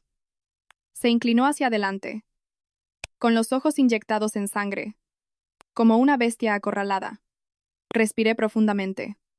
El aire en la cafetería nunca me había parecido tan denso y sofocante. Metí la mano en el bolsillo interior de mi americana y saqué lentamente un bolígrafo grabador profesional. Pulsé un botón y la pequeña luz LED roja del lateral se apagó. Lo dejé sobre la mesa, justo delante de mi madre. ¿Te equivocas?, madre, dije con una calma absoluta. Un historial por depresión de hace 10 años no invalida su capacidad para testificar. Sobre todo cuando tengo el vídeo de seguridad que muestra claramente lo que hiciste. Sin embargo, la grabación de cómo acabas de intentar extorsionarme, amenazarme y obstruir a la justicia será un agravante excelente para que la fiscalía se asegure de que no te den ni un solo día de condicional. Mi madre miró el bolígrafo grabador y se puso pálida como la cera. Alargó la mano para intentar arrebatármelo, pero fui más rápido. Lo recogí y lo guardé en el bolsillo. Me subestimas demasiado. ¿De verdad creías que iba a venir a reunirme con una asesina sin estar preparado? Me puse en pie, abrochándome la chaqueta. A partir de ahora, guárdate tus estúpidas justificaciones para contárselas al juez. Yo ya no tengo nada más que hablar contigo. Me di la vuelta y me marché, dejando atrás los histéricos gritos y el ruido de los golpes que propinaba a la mesa en aquel rincón oscuro. Fuera, el cielo se estaba oscureciendo con nubes de tormenta, presagiando un gran aguacero, pero en mi interior, la tormenta ya había amainado. Todos los rencores, todos esos tóxicos lazos de sangre que me habían encadenado, quedaron definitivamente cercenados ese mismo día. El temporal azotó Madrid, con ráfagas de lluvia blanca golpeando sin piedad los ventanales de la habitación donde Ariadna descansaba. Durante la última semana, toda mi energía se había centrado en cuidar a mi mujer y en colaborar con las autoridades. Cada vez que entraba en la sala de interrogatorios y me sentaba frente al inspector, tenía que rebobinar la espantosa película mental del día en que perdí a mi hijo y recordar la crueldad de mi propia sangre. Dolía en el alma, pero era la amarga medicina que debía tragar para extirpar el tumor maligno que se había enraizado en mi vida. Hoy era el día de la reconstrucción de los hechos en el chalet para determinar la responsabilidad por el delito de lesiones de mi madre. Un coche camuflado de la policía se detuvo frente a la puerta principal de la casa. Me bajé, abriendo un paraguas para cubrir al oficial encargado del caso. Llovía intensamente. El agua lavaba los últimos restos de sangre que quedaban en los escalones de granito, pero no podía borrar el trauma de mi memoria. A mi madre la trajeron desde la casa de un familiar que la había acogido temporalmente. En cuanto bajó del coche y me vio, se abalanzó hacia mí como un animal herido, sin importarle los intentos de contención de los 2 policías que la escoltaban. «Desgraciado, ¿ya estás contento? ¿Has traído a la policía para humillar a tu madre delante de todo el barrio? Incluso si muero y me convierto en un fantasma, no os dejaré en paz». Permanecí impasible, dirigiendo una mirada gélida a la enloquecida mujer que tenía enfrente. Ya no quedaba tolerancia, ni miedo, solo una profunda repulsión que me subía por la garganta. Aparté la mirada, sin dignarme a responder, y me aparté para dejar que los agentes hicieran su trabajo. La reconstrucción fue tensa. Basándose en las imágenes de las cámaras y los testimonios, el agente le pidió que recreara la secuencia de los hechos. De repente, mi madre cambió de táctica. Empezó a gemir, a llorar a lágrima viva, jurando que era inocente, que solo había rozado a Ariadna sin querer y que no tuvo intención de empujarla. Juró sobre la tumba de mi difunto padre que decía la verdad, pero aquellas lágrimas de cocodrilo no engañaban a nadie. El ángulo de la cámara había captado nítidamente la fuerza ejercida por sus dos brazos, que, sumada al peso de la maleta de 30 kilos, crearon el empuje letal contra una mujer embarazada. El cinismo de mi madre llegó a su culmen cuando intentó desviar las culpas hacia mí. Señores agentes, les está engañando. Él, Rodrigo, él es quien quería matar al feto.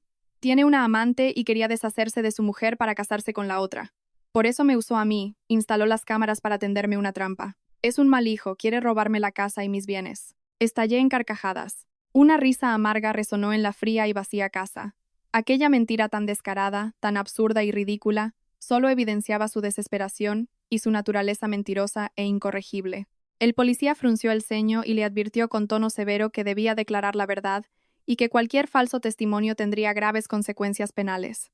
La reconstrucción terminó. Metieron a mi madre en el coche y se marcharon. Me quedé de pie, en silencio frente a la puerta, viendo el vehículo desaparecer bajo la lluvia. Esa casa, el lugar donde alguna vez soñé construir un hogar feliz, era ahora solo un cementerio de recuerdos amargos. Decidí venderla. Vendería cualquier cosa que me recordara a esa nefasta familia, y me llevaría a Ariadna lejos, para empezar de cero. Justo en ese momento, sonó el teléfono. Era Fermín, el jefe de recursos humanos. Jefe, tenemos un problema. El socio de Japón nos ha mandado un correo para cancelar el contrato de suministro de material médico por valor de 1.200.000 euros. Dicen que no pueden asociarse con una empresa involucrada en un escándalo judicial relacionado con mafias y falsedad documental. Cerré los ojos, sintiendo una punzada de dolor en el pecho. Las olas no dejaban de golpear. Las consecuencias de los sucios tejemanejes de Borja y Asunción comenzaban a propagarse, amenazando directamente la supervivencia de mi empresa. El contrato con los japoneses era nuestro proyecto clave del año. Si lo perdíamos, decenas de empleados irían a la calle y la empresa se asomaría al abismo de la quiebra. El enemigo no solo estaba en casa. Los daños colaterales se extendían al mundo exterior. Pero no podía derrumbarme. Había perdido a mi hijo. Había perdido a mi familia. No podía perder también el negocio que mi mujer y yo habíamos construido con nuestra sangre y nuestras lágrimas. Tenía que ganar esta guerra de supervivencia a toda costa. Conduje a toda velocidad bajo la tormenta directamente hacia el polígono industrial de Alcobendas. El ambiente en la oficina era sombrío y opresivo, como si una losa de plomo cayera sobre los hombros de todos. Los empleados susurraban, mirándome con ojos llenos de ansiedad al verme entrar. Reuní inmediatamente a Fermín y a los mandos intermedios en la sala de juntas. Nuestra prioridad absoluta era explicárselo todo a los japoneses, demostrar que la empresa era víctima de una estafa, y que los individuos culpables ya estaban siendo procesados por la justicia, de modo que esto no afectaría en absoluto a la viabilidad financiera ni a la reputación de la empresa. Trabajé sin descanso día y noche, preparando documentos legales, el atestado policial y un exhaustivo informe financiero que demostrara nuestra solvencia para enviárselo a los japoneses. Pasé noches en vela, acompañado únicamente por un café amargo y el silencio de la oficina oscura. A veces, cuando el cansancio me aplastaba, me acordaba de Ariadna sola en el hospital y sentía una punzada en el corazón. Quería correr a su lado, abrazarla, pero sabía que debía mantenerme firme para proteger nuestro sustento, nuestro futuro. Al tercer día, tras interminables y tensas videoconferencias con la cúpula directiva japonesa, por fin accedieron a reconsiderar la cancelación. Aceptaron seguir adelante bajo dos condiciones: un certificado oficial de la policía que demostrara nuestra inocencia en el fraude y un aval bancario de 400.000 euros como garantía de ejecución del proyecto. El papel de la policía podía conseguirlo, pero conseguir 400.000 euros en efectivo ahora mismo era un problema monumental. La liquidez de la empresa estaba atrapada en otros proyectos. En cuanto a mis ahorros personales, los había agotado costeando los tratamientos de Ariadna y pagando deudas de Borja en el pasado. Acudí a todo el mundo, amigos, parientes, antiguos socios, pero qué lástima, lo fácil que cambia la gente cuando huelen el fracaso. Aquellos que adulaban a mi esposa cuando la empresa nadaba en la abundancia, ahora encontraban excusas para darme largas, ignorarme, e incluso había quien me lo escupía a la cara. Si ni tus propios parientes se fían de ti, ¿cómo te vamos a confiar dinero nosotros? Saboreé la frialdad de la naturaleza humana y el pozo sin fondo de la soledad. No les culpaba. Era mi propia, corrupta familia quien nos había manchado la reputación y destruido la confianza de los demás. En mi momento de mayor desesperación, Ariadna me llamó. Su voz era frágil pero resuelta. Rodrigo, acabo de hablar con el médico. Mañana me dan el alta. Deja de preocuparte por mí y céntrate en la empresa. Tengo una cuenta de ahorros con 80.000 euros que me dejaron mis padres cuando fallecieron. Te lo había ocultado todo este tiempo. Úsalo ahora, por favor. Las lágrimas brotaron y quemaron mis mejillas. En medio de un mar de adversidades, la generosidad y el sacrificio de Ariadna brillaban como un faro en la noche. Había perdido a su hijo, había perdido su salud, y aún así estaba dispuesta a entregar su único colchón económico para salvar el negocio de un marido que le había traído tanto sufrimiento. Rehusé con voz ahogada. Me juré a mí mismo que resolvería este problema por mi cuenta, costara lo que costara, para no cargarle más presión. Justo en ese momento, recibí una llamada completamente inesperada. Era don Arturo, presidente del consejo de un enorme grupo inmobiliario. Alguien que llevaba tiempo intentando comprar las naves de mi empresa, y a quien yo siempre había rechazado. Don Arturo me propuso una reunión urgente. En su suntuoso despacho del Paseo de la Castellana, me quedé perplejo cuando me hizo la oferta. Su holding inmobiliario aportaría el aval bancario de 400.000 euros para mi empresa, a cambio de que yo le cediera el 30% de mis acciones. Era un intercambio brutal. Ceder ese 30% significaba perder mi autonomía absoluta. Arturo tendría el poder de interferir en las decisiones operativas, pero, con la soga al cuello, era el único salvavidas para retener el contrato japonés y librarnos de la quiebra. Tras una noche entera de agonía mental, acepté su propuesta. Firmé el contrato de cesión de acciones, con el alma apesadumbrada pensando en el futuro. Pero la vida siempre guarda sorpresas impredecibles. Inmediatamente después de firmar, don Arturo esbozó una media sonrisa y me tendió una carpeta. Don Rodrigo, eche un vistazo a esto. Creo que le sorprenderá bastante. Abrí la carpeta. Me quedé estupefacto, sin dar crédito a lo que veían mis ojos. Era un dossier completo con registros de comunicaciones y transferencias entre Asunción y un individuo misterioso bajo el seudónimo de Inversor Oculto. Según aquellos documentos, ese tal inversor oculto era el cerebro que había orquestado toda la estafa de los prestamistas contra mi empresa. Había sobornado a Asunción, le había dado a Borja el número de teléfono de los usureros, y había ideado el plan para acorralarme y obligarme a malvender mis naves. ¿Y quién era ese inversor oculto? El mismísimo don Arturo. Levanté la vista bruscamente y le clavé la mirada. El rostro afable y la sonrisa paternal del presidente del grupo se habían transformado en una máscara siniestra y despiadada. Yo había sido como un ciervo ingenuo caminando directamente hacia la trampa tendida por este veterano cazador. Usted es quien está detrás de todo esto, sí sé. Con la voz temblorosa por la furia, Arturo encendió tranquilamente un puro, expulsando una densa nube de humo blanco. Así es, amigo Rodrigo, los negocios son la guerra y el pez grande se come al pequeño. Es ley de vida. Llevo tiempo detrás de sus naves industriales, pero usted era demasiado terco. Siempre rechazaba mis ofertas. Tuve que jugar un poco sucio, aprovechando la codicia de su encantadora familia para arrinconarle. Como puede ver, al final, el 30% de su empresa ha acabado en mis manos de forma completamente legal. Me levanté de un salto, apretando los puños hasta que me crujieron los nudillos. Deseé abalanzarme sobre él, destrozarle la cara a golpes y hacer trizas aquel maldito contrato. Pero la razón me ordenaba mantener la calma. Perder los estribos ahora solo empeoraría la situación. Necesitaba darle la vuelta al tablero. Le dediqué una sonrisa gélida a don Arturo. ¿Se cree que ha ganado? ¿Cree que con un 30% puede absorber mi empresa? No olvide que sigo siendo el accionista mayoritario. Sigo teniendo el control.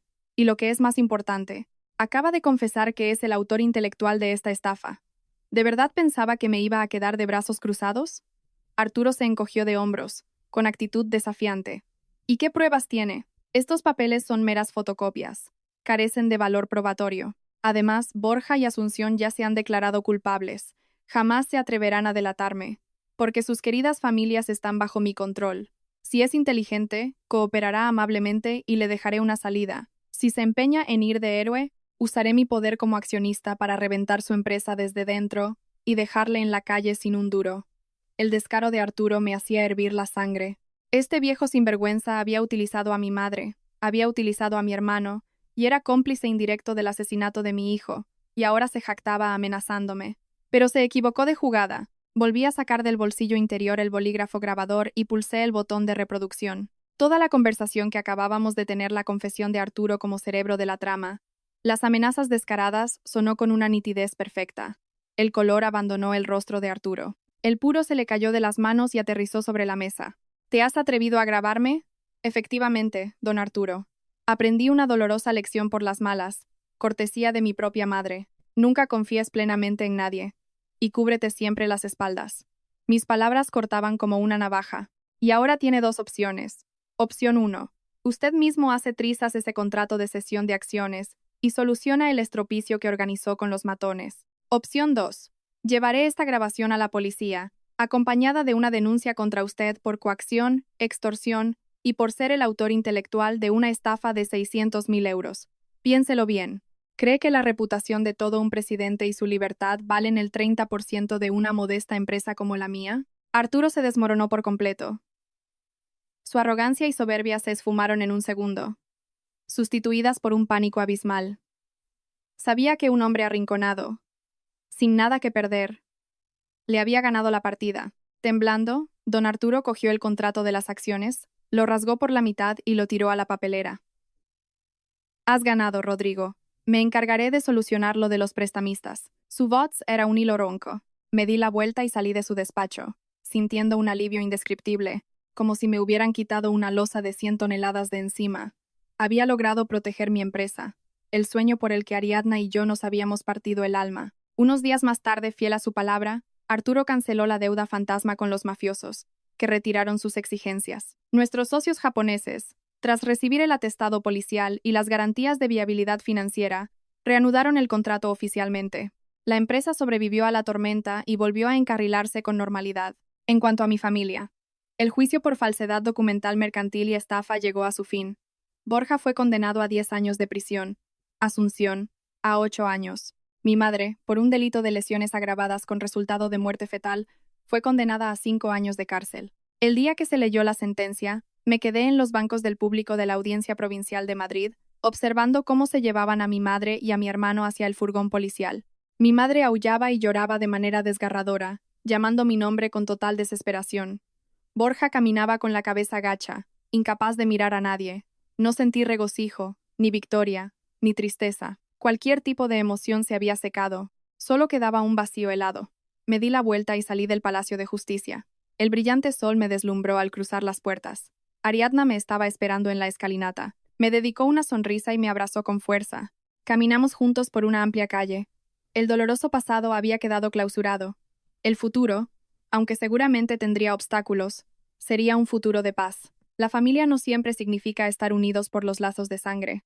La familia es donde encuentras la paz, la comprensión y el amor incondicional. Y yo, por fin, había encontrado mi verdadera familia. La pesada puerta de madera de la sala de vistas de la Audiencia Provincial se cerró con un golpe sordo, dejando atrapada en su interior aquella atmósfera asfixiante. La luz de los ventanales caía directamente sobre el banquillo de los acusados, donde mi madre, Borja, Asunción y los matones de Europa del Este mantenían la cabeza agachada. El juicio había durado 3 extenuantes días.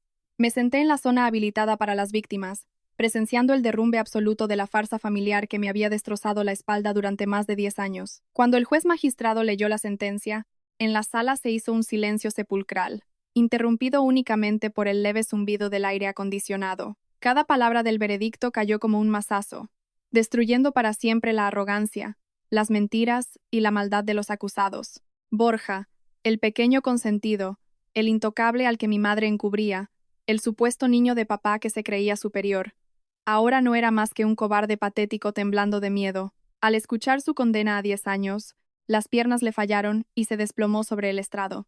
2 agentes de la Policía Nacional tuvieron que agarrarlo por los brazos para mantenerlo en pie. Sus ojos, turbios y desencajados, recorrieron la sala hasta encontrarme. Susurró un débil Rodrigo, pero solo obtuvo de mí un silencio helado.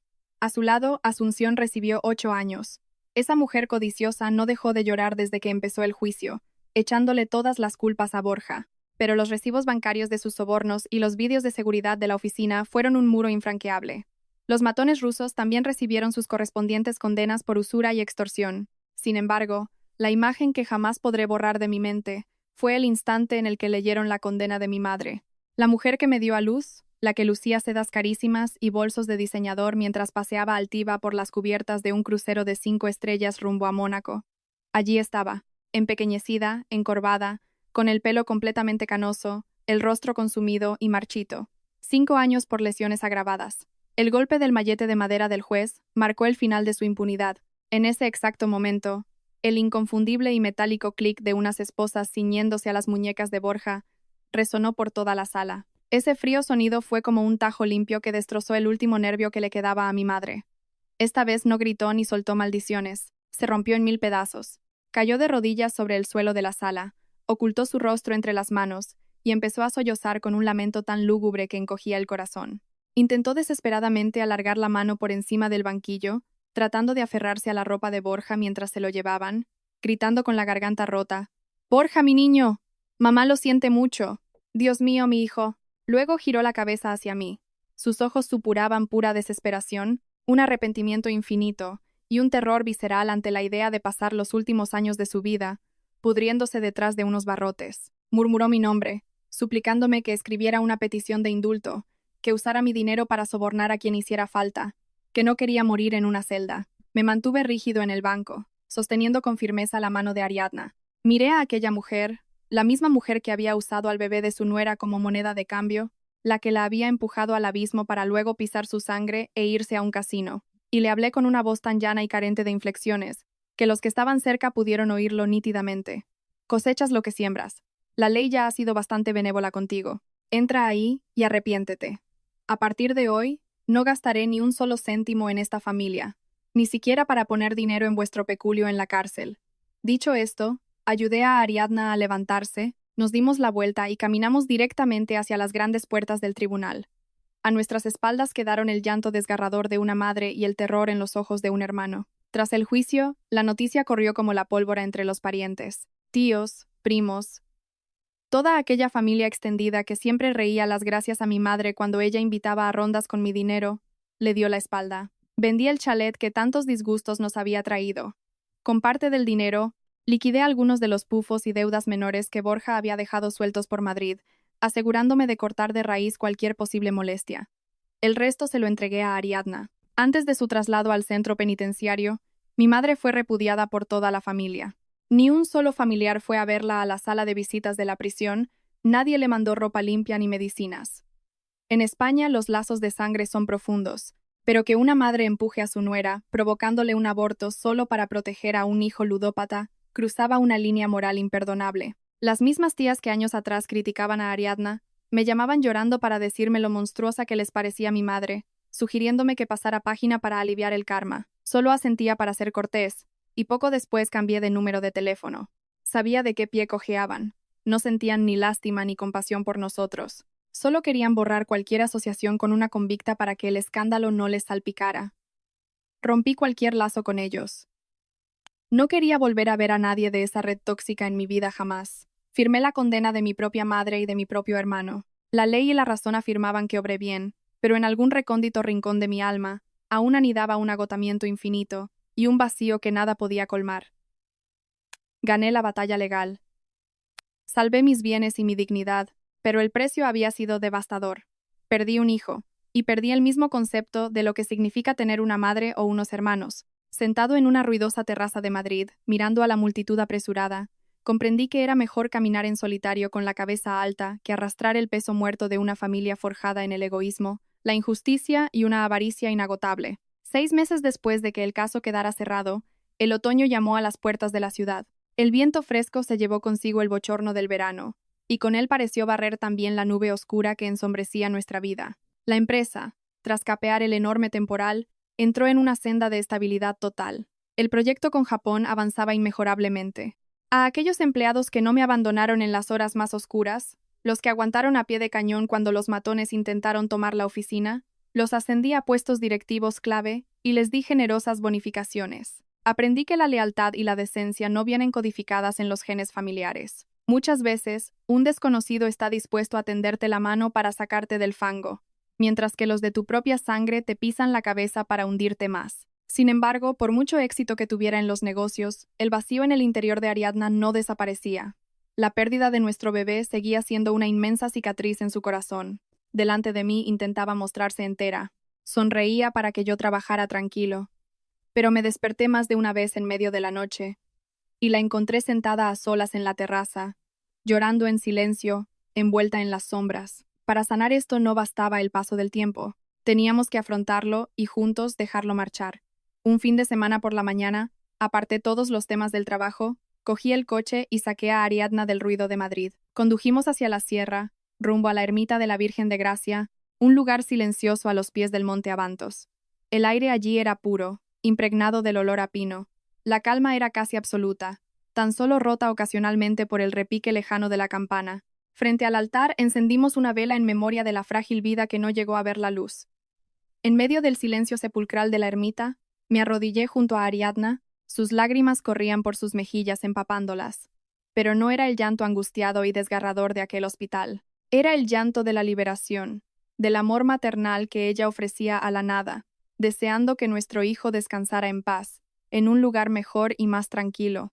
Pasé mi brazo sobre los hombros de mi esposa, y le susurré muy despacio al oído. Él ya no está, pero siempre se quedará en nuestros corazones. Tienes que dejarlo ir para que descanse en paz, para que tú misma puedas seguir viviendo. Yo seguiré aquí, a tu lado, siempre. Ariadna apoyó su cabeza en mi hombro, y sus sollozos fueron apagándose lentamente. Juntó las manos frente a la vela, y a pesar de tener los ojos enrojecidos, estos brillaban con una extraña e inmensa serenidad. De allí, condujimos unas horas en dirección al sur hasta llegar a las costas de Almería, al Cabo de Gata. Nada de lujosos puertos, ni gigantescos cruceros llenos de falsedad y traición. Era una tranquila playa de arena fina, en una recóndita cala alejada del ruido del mundo. Aquella tarde, paseamos descalzos por la orilla, cogidos de la mano. La brisa salada del mar alborotaba el cabello de Ariadna. Las olas iban y venían, borrando nuestras huellas sobre la arena húmeda. Era la metáfora perfecta de lo que la naturaleza estaba logrando. Borrar de nuestras almas la oscuridad del pasado. De pie frente al mar infinito, abracé a Ariadna por detrás, apoyé mi barbilla en su cabeza, y contemplamos juntos cómo el gran disco anaranjado del sol se ocultaba lentamente en el horizonte. Durante mis poco más de 30 años de vida, siempre estuve obsesionado con la idea de la lealtad familiar. La cultura, lo que me enseñaron desde pequeño, grabó a fuego en mi mente que un hijo debe soportarlo todo, que la sangre es un vínculo intocable. Toleré, pagué, sudé sangre, y me dejé la vida para ganarme la etiqueta del buen hijo, el pilar de la familia. Pero qué equivocado estaba. La lealtad no significa cerrar los ojos ante la maldad. La sangre no te obliga a financiar la codicia inagotable y las estafas. Cuando el lazo familiar se convierte en un veneno que te destruye a ti y a los que más amas, agarrar el bisturí para extirpar ese tumor no es un pecado. Es simple instinto de supervivencia. Perdí a una familia tóxica, pero a cambio, logré proteger a mi verdadera familia. Una familia no la define una prueba de ADN ni una partida de nacimiento. La define el respeto mutuo, la compasión infinita y el hecho de estar siempre ahí para protegerse mutuamente de las tormentas que lanza la vida. Ariadna se giró para mirarme con sus ojos claros y límpidos. Levantó una mano y acarició con ternura las pequeñas arrugas de agotamiento que habían aparecido en las comisuras de mis ojos en los últimos meses. Esbozó una sonrisa, la más radiante y sincera que le había visto desde hacía más de medio año. El médico dice que ya me he recuperado del todo, que no hay secuelas. Dentro de unos meses. ¿Podemos volver a intentarlo, Rodrigo? Sentí que el corazón se me paraba por una milésima de segundo, para luego empezar a latir con una fuerza arrolladora en el pecho. Yo, el hombre que se había mantenido firme como el acero ante mafiosos implacables. Yo, que no derramé ni una lágrima al firmar la condena de cárcel para mi propia sangre. Ahora, frente a la sonrisa de mi esposa, sentí como unas lágrimas tibias resbalaban irremediablemente por mi rostro. Asentí con la cabeza y la estreché con todas mis fuerzas en un abrazo. Claro que sí. Empezaremos de nuevo. Todo saldrá bien. La brisa del atardecer mecía el mar, susurrando una melodía de paz. El cielo se tiñó de un azul cobalto profundo, dejando asomar el brillo de las primeras estrellas. El huracán más devastador de nuestra existencia había quedado definitivamente atrás, dejando a su paso cicatrices imborrables y una cruda lección sobre cuáles son los verdaderos límites del perdón y del aguante. Y ahora, frente a nosotros, solo quedaba la serenidad absoluta y un pequeño, frágil brote de esperanza que empezaba a germinar desde las cenizas ardientes del pasado. Gracias por escuchar mi historia. Si alguna vez os encontráis atrapados en una relación familiar destructiva, incluso si se trata de aquellos que llevan vuestra misma sangre, recordad esto: nadie, bajo ningún concepto, tiene la obligación de inmolar su propia vida para saciar la avaricia de los demás. Tened el valor de alzar la cabeza, establecer vuestros límites y proteger ferozmente aquello que es más valioso para vosotros. Os deseo que encontréis la paz y la fuerza suficiente para tomar las decisiones correctas en vuestra vida.